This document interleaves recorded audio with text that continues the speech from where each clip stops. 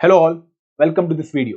दोस्तों, इस वीडियो में मैं आप लोगों को एक बहुत ही इंपॉर्टेंट क्वेश्चन का जवाब देना चाहूंगा कि is it possible to prepare simultaneously for both APFC and EO exam.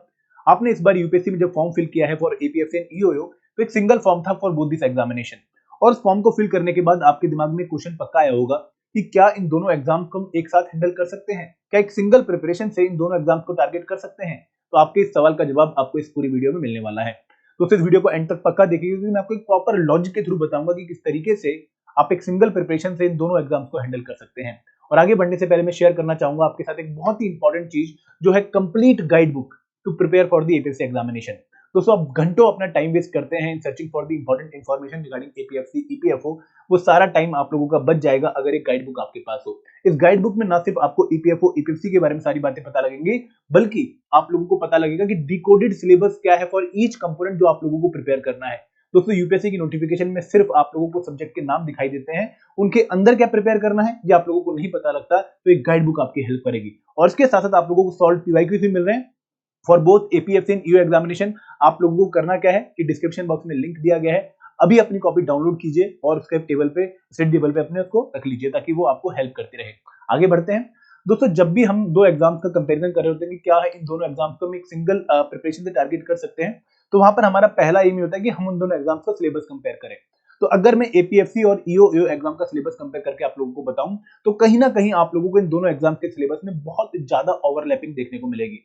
देखिए, अगर मैं सबसे पहले आप लोगों को ईओ एग्जाम का सिलेबस बताऊं, तो वहां पर आपको ऑलमोस्ट 10 कंपोनेंट प्रिपेयर करने हैं, जहां पर जनरल इंग्लिश है, आईआर एंड लेबर लॉ है, अकाउंटेंसी है, बेसिक्स ऑफ कंप्यूटर एप्लीकेशन है, मॉडर्न हिस्ट्री है, देन पॉलिटी है, इंडियन इकोनॉमी है, जर्नल साइंस है, सोशल सिक्योरिटी है, आईआर एंड लेबर लॉ है। तो ये कंपोनेंट्स आप लोगों को प्रिपेयर करने हैं for the EO examination.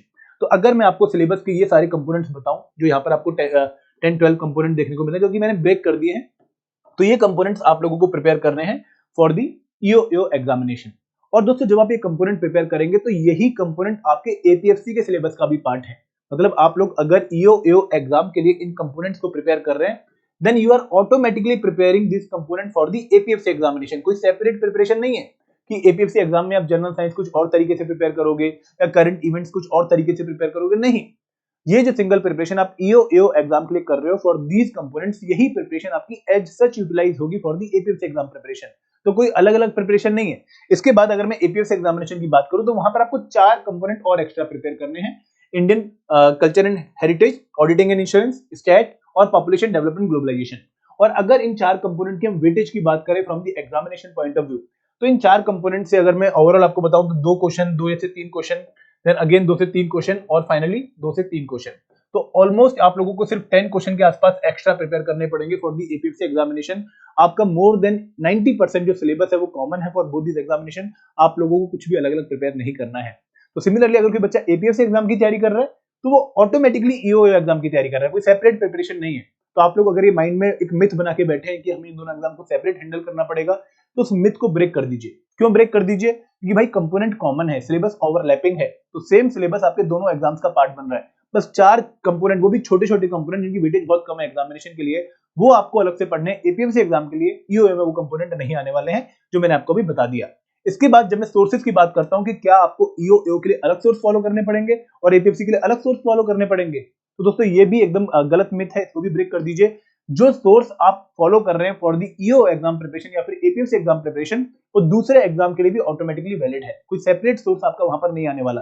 For example, अगर आप प्याली घोष की बुक फॉलो कर रहे हैं या पीआर सिन्हा की बुक फॉलो कर रहे हैं for IR and labour law, तो वही बुक दोनों एग्जाम्स के लिए कॉमन है।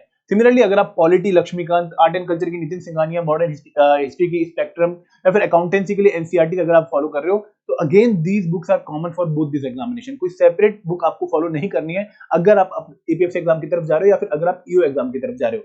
सिंगल बुक आपके दोनों एग्जाम्स को टारगेट करेगी। सिमिलरली, साइंस के लिए आपको 6 से 10 की एनसीईआरटी पढ़नी है, इंडियन इकोनॉमी के लिए आपको रमेश सिंह की बुक पढ़नी है, जन कंप्यूटर अवेयरनेस के लिए आप एक अरिहंत पब्लिकेशन की बुक आती है, उसको फॉलो कर सकते हो।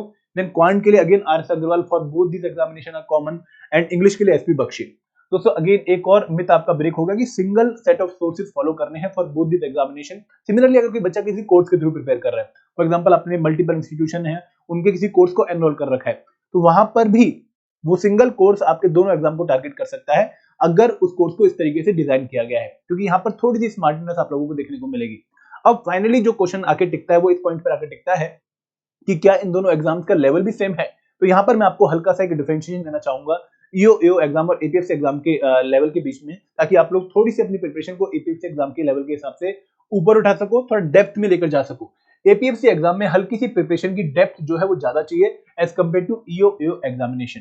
देखिए अगर यूपीएससी एग्जाम 100% टफ है तो एपीएफसी एग्जामिनेशन 80% टफ है, मतलब उसका 20% आपको इजी देखने को मिलेगा।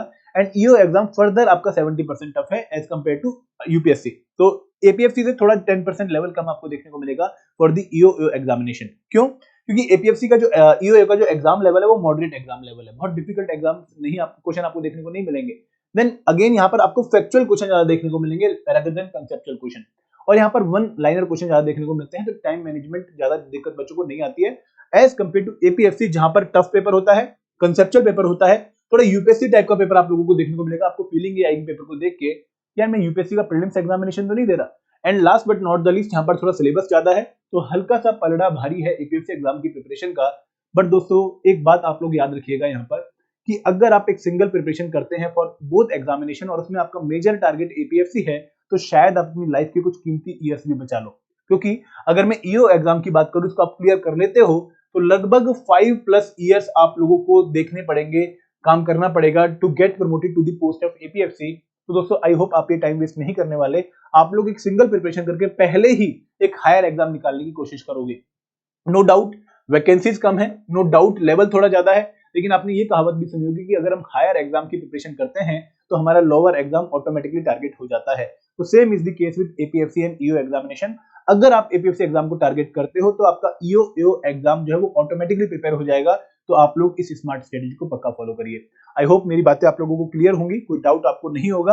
अगर कोई डाउट है, किसी भी तरह की क्वेरी है आपके मन में, तो प्लीज उसको लिखिएगा कमेंट सेक्शन में, मैं आपकी क्वेरी को दूर करूंगा। और अगर आप हमसे बात करना चाहते हैं, कोई कोर्स के रिगार्डिंग आपकी डाउट है, तो 8146207241 पे कॉल कर सकते हैं और hello@edutech.co.in पर आप एक मेल ड्रॉप कर सकते हैं। This is all from my side. Thank you very much. जय हिंद, जय भारत।